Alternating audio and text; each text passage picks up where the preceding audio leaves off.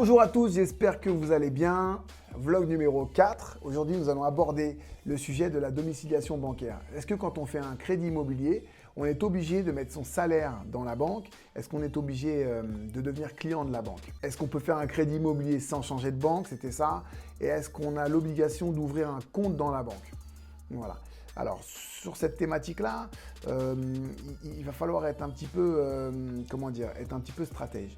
Vous faites un crédit immobilier, vous faites une demande de crédit immobilier et vous savez que la banque, elle vous permet d'aller au bout de votre projet. Première chose, si ça n'a pas un impact trop important sur le coût de vos cartes bleues, sur tout cela, jouez le jeu, domiciliez vos revenus. Est-ce que vous avez l'obligation de le faire? Ça va dépendre des banques. Vous avez des banques dans lesquelles c'est carrément une obligation contractuelle et c'est noté dans l'offre de crédit. Si vous ne mettez pas votre salaire chez nous, au bout de 6 mois, on se réserve le droit de réaugmenter le taux de votre crédit. Ça, c'est du déjà vu dans une banque dans laquelle j'ai travaillé. C'est une clause qui a été insérée dans les offres de prêt. Dans le détail, je ne l'ai jamais vu appliqué, je n'ai jamais vu un taux être réaugmenté parce que le salaire n'avait pas été domicilié. Mais en tout cas, c'est une grosse volonté de la banque. Donc, il faut jouer les jeux. Moi, c'est vraiment mon opinion. Si vous pouvez le faire et que ça n'a pas d'impact, un impact négatif sur votre situation, domiciliez vos revenus dans la banque qui aura accepté votre projet.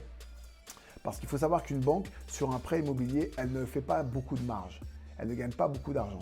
D'accord? Elle emprunte sur les marchés quelque part. Si on schématise très rapidement, en fait, elle emprunte l'argent sur les marchés et elle vous le revend. Quand elle vous facture du 1,10, 1,20, en fait, elle ne gagne pas 1,10, 1,20. C'est le chiffre d'affaires quelque part. Il faut payer les employés, il faut payer les loyers, etc. Et puis, il faut payer l'argent sur le marché. D'accord? Tout ça, ça a un coût. Donc, bien souvent, dans ma carrière, il m'est arrivé de voir on avait un élément qui permettait de savoir combien générait de ce qu'on appelle de PNB, un dossier de prêt immobilier. Combien est-ce que la banque gagnait sur un dossier de prêt immobilier? Et bien souvent, on était pile poil à l'équilibre, voire à zéro, voire parfois en négatif. Donc, c'est pour ça qu'ils vous demandent de domicilier vos salaires. Derrière, vous allez utiliser une carte bleue dans la banque. Vous allez avoir les salaires qui vont faire des flux sur les comptes. Vous allez peut-être prendre des assurances chez votre banquier, etc. C'est là-dessus que le banquier va gagner le plus en fait. Voilà, donc mon conseil, c'est de jouer le jeu. Évidemment, dans certains cas, on se retrouve coincé quand on a de grosses ambitions et qu'on veut en financer plusieurs biens, on a envie de faire 4, 5, 6 projets différents. Des fois, oui, voilà, on est obligé de promettre une domiciliation à l'un, à l'autre, etc. Mon conseil, c'est d'être le plus honnête possible et de jouer le jeu. Voilà. Et si vous devez prendre le salaire, le retirer d'une banque qui vous a financé précédemment pour en financer un autre, et bien, compensez par exemple. Si votre banquier vous demande une contrepartie, il vous dit voilà, mettez votre assurance habitation chez moi, assurez votre voiture chez moi, jouez les jeux parce qu'à un moment ou à un autre, il est très possible que vous ayez à nouveau besoin de lui. Voilà. Donc, c'était le conseil du jour. La domiciliation de salaire, elle n'est pas toujours obligatoire, pas toujours contractuelle. Dans certains cas, elle l'est. C'est noté dans les offres de prêt.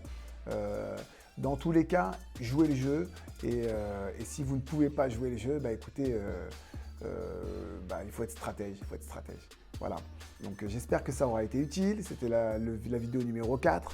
Je vous retrouve très très vite pour les vidéos suivantes. N'oubliez pas de liker la page en cliquant sur la cloche et de vous abonner à la chaîne YouTube, s'il vous plaît, c'est très important, et de partager à vos contacts. Et également, vous avez un petit cadeau qui vous est offert. Si vous téléchargez le guide, vous avez un guide qui vous est offert, un e-book qui s'appelle « Les 7 secrets du crédit immobilier ». N'hésitez pas à le télécharger, vous avez un lien juste en dessous. À très très vite.